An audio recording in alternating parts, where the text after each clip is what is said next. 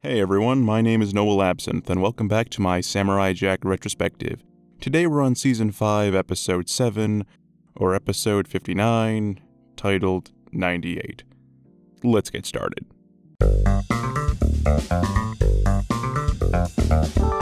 We start this episode off with a flashback of Jack by the mountainside, being followed by some cute, cuddly, innocent, and ever so precious rams.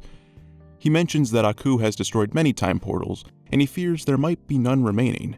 As Jack ascends this spiraling tower of rock, he finds his time portal at the very top, and unlike old Jack, he jumps right in. And to only get pulled back out by Aku, and the last time portal in existence is destroyed. Jack then attacks Aku in a blood rage, and he just can't hit the guy. Aku then decides to bail, knowing that the sword is still his major weakness. He then decides to mutate the rams into hulking monstrosities for Jack to fight. He kills all of them with only minor effort, and after he kills the third one, it deflates back into its innocent form. Jack then realizes he's killed one of nature's creatures. He's taken an innocent life. And while Jack has killed animals before for meals, this was different.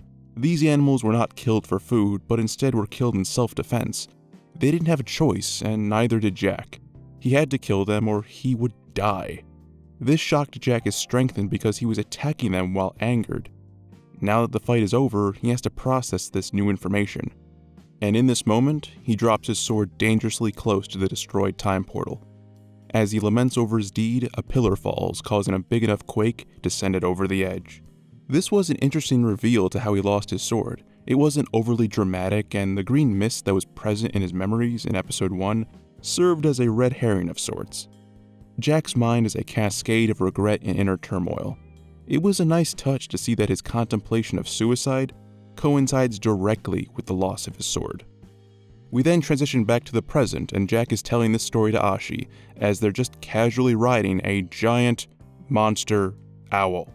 I mean, he just kind of finds these mounts. It's awesome, but I'd like to know where he finds them. Together they fly back to the site and descend into the pit, and it's a long way down. So deep, in fact, that they have to take a rest. They search around and can't seem to find the sword, but Jack finds the remains of one of the rams he's killed. That was also a nice touch because he did drop one down the pit in the flashback. It all comes together. Jack tells Ashi that he realized that he didn't just physically lose the sword, but the sword left him. They fly out of the pit and bid the owl farewell. Jack then tells Ashi that he has to find the sword alone, and that means to go on a spiritual journey to reclaim it. While he's doing that, Ashi notices an army approaching. It's time for Ashi to protect Jack, which is also a great parallel to how Jack protected her inside the monster. Except in this episode, they're going to achieve a lot more. We then transition to Jack walking down a spiritual path to his sword, and it's one hell of a trip. There is no dialogue. Jack is just in this surreal dream world, and the imagery we're shown accompanied by this ambient music gives us what Jack has been feeling all this time. Jack is filled with a myriad of emotions. His state of mind is always in flux. Sometimes his mind is a tranquil sea, and other times it's a roaring storm where the path is uncertain. But one thing I can see from all of this is that Jack continues to move forward. Even though the path isn't clear, he continues to keep moving forward. Even when that makes him even more lost than when he started, he just keeps going. He makes his way to an old monk who asks if he's lost. Jack answers that he is, and is invited inside to make tea. We then transition back to Ashi staring down an entire army, and she just wipes the floor with them. Best waifu ever. I mean, I never doubted her for a second. If you think about it, she was given the same intense training like Jack since childhood. True, she was only trained in the art of being a ruthless assassin, instead of the variety pack of martial arts, but yeah, she's on a similar level to Jack, just without the decades of experience. Back to Jack, and how he's very delicately preparing tea for the old man.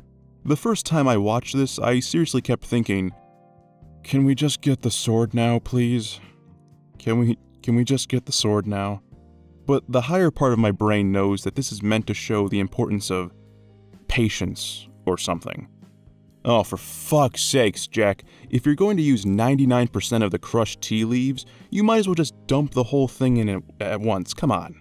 What's wrong with you? Anyway, back to exciting stuff. After Ashi murders the entire army, an assassin fires an arrow at Jack. Ashi intervenes and stops it, and it's revealed to be her mother. Ashi's given one last chance to kill Jack to honor Aku. Seriously, lady, if you're so moist for Aku, just go and pay him a visit. If a civilization of poo people can find him, I'm sure you can find him. I don't think I'd be wrong in guessing that Aku uses Twitter and hosts events all the time. If he made a Tumblr post about your 7 daughters, I'm sure he would just pop in just to see that. This scene has no tension because it would be illogical for Ashi to have an internal struggle at this point. Ashi, just kick her in the face and have her fall down the mountain. I mean, how much of a fight can she really put up? I mean, she gave birth to like 7 kids. Oh, well fuck. Apparently a really good fight.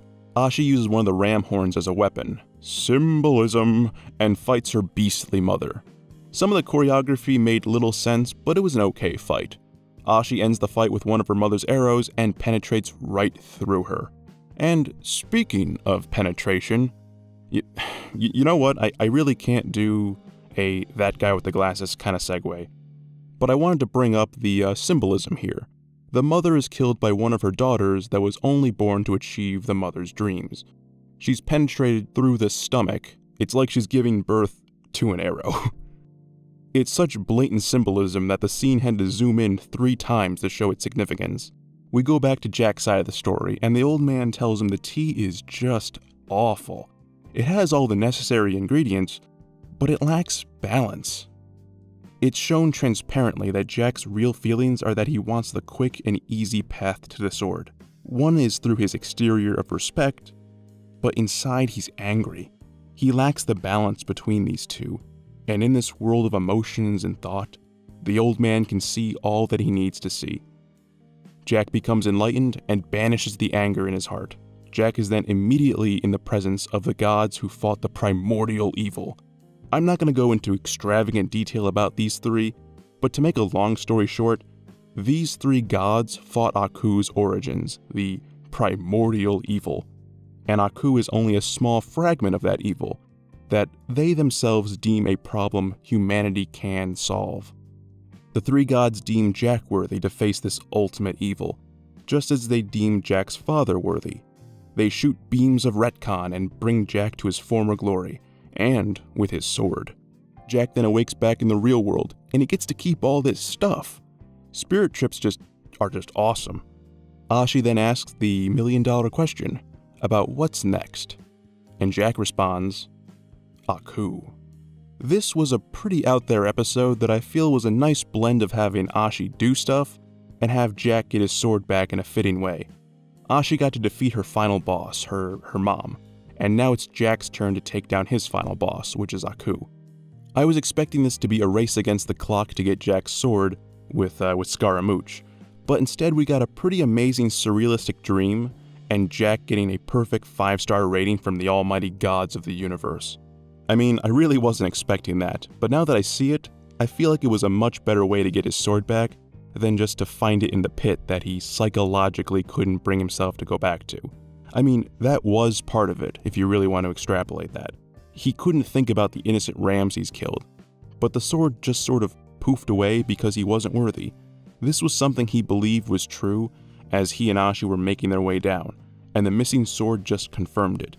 It was a demon he had to face, and it was the first step to getting it back. Like I mentioned before, the flashback we're given seemed like a pretty reasonable way for Jack to lose his sword. It was the first example of Jack killing an innocent.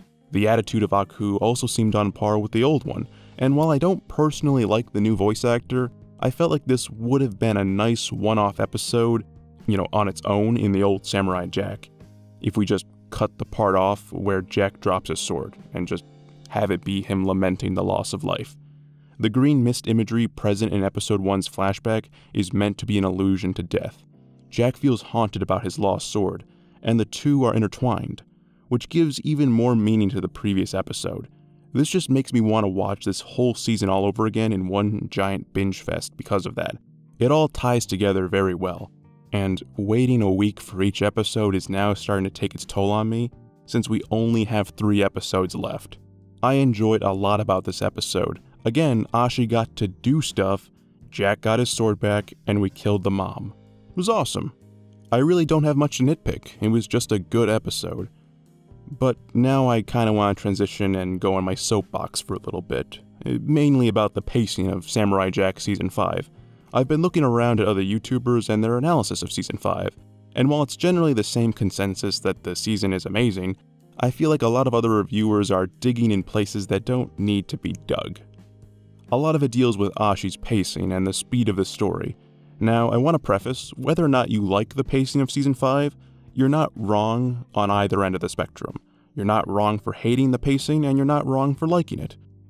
I personally like the speed of the series, and especially looking at it macroscopically.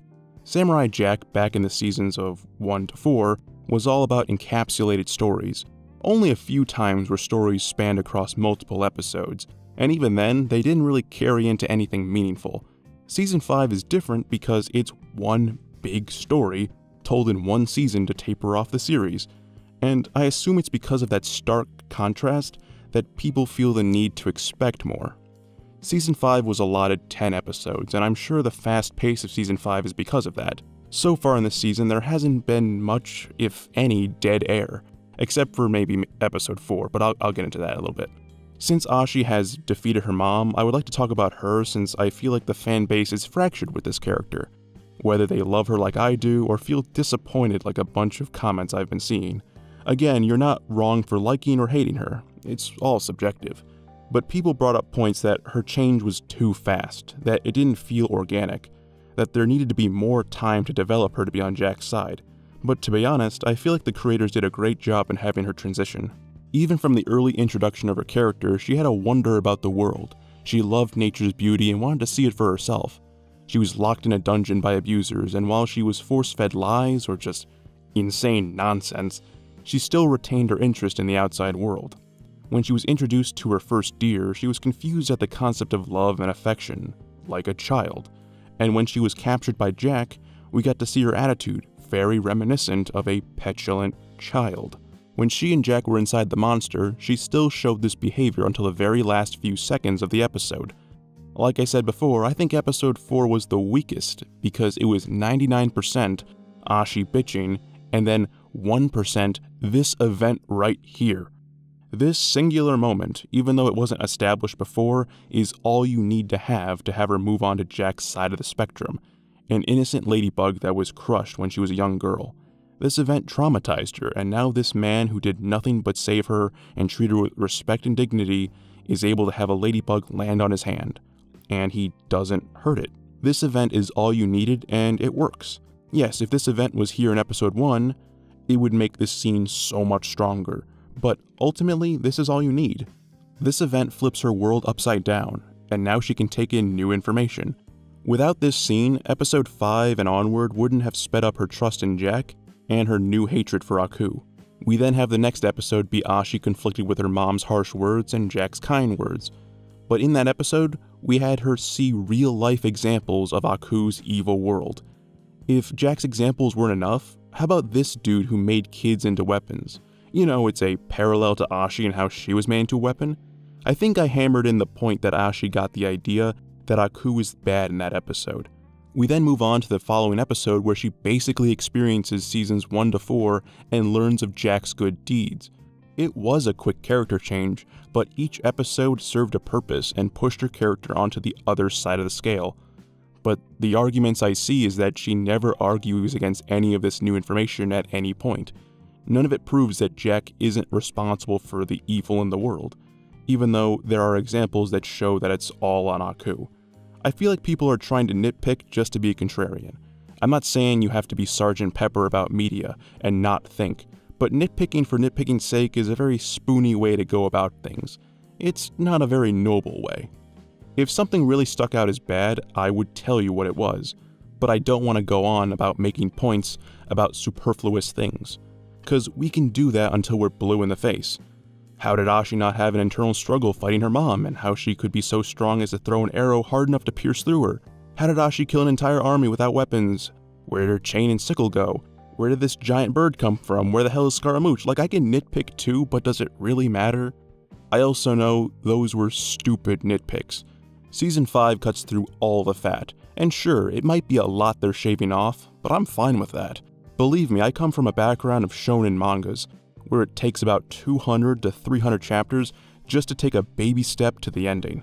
For example, I'm a huge fan of Hajime no Ippo. It's basically about Japanese Rocky, but this shit goes on for 1,000+ chapters. Rocky had like, what, 6 movies? When really he only needed 1. Ippo is still going, and it looks like it won't end until like chapter 3,000+. Characters barely develop and are just spinning their wheels. They might say something insightful, but it won't have any resonance until 50 chapters later, and then it will fizzle out and someone else will say something barely significant. I mean, I mentioned a lot about how I love Berserk, and there's a lot of elements it shares with Samurai Jack, but Berserk will never end. And I've accepted that. Samurai Jack is going to end, and it's going to end very soon. I will die before One Piece ends. The point I'm trying to get across is this. Samurai Jack is a refreshing speed for me. I like that it doesn't mess around, and even if an episode has like slow moments like this one does, it actually plays to its strength.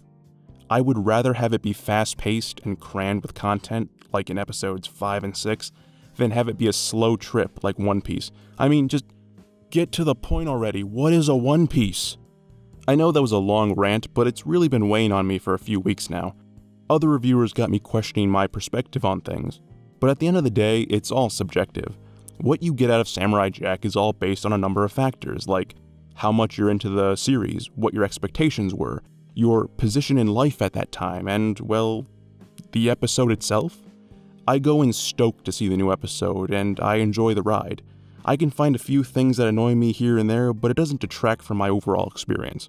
I've had people love episodes I dislike and hate episodes I love. I welcome all opinions here, so hopefully my comment section won't be a death battle. Just, please. Anyway guys, thank you so much for watching. As always, if you like my voice, please feel free to subscribe and tick that chime next to it to stay updated for future content. Likes and shares are always nice, and I do read every comment. Thank you for watching, and I'll see you in the next video. Peace.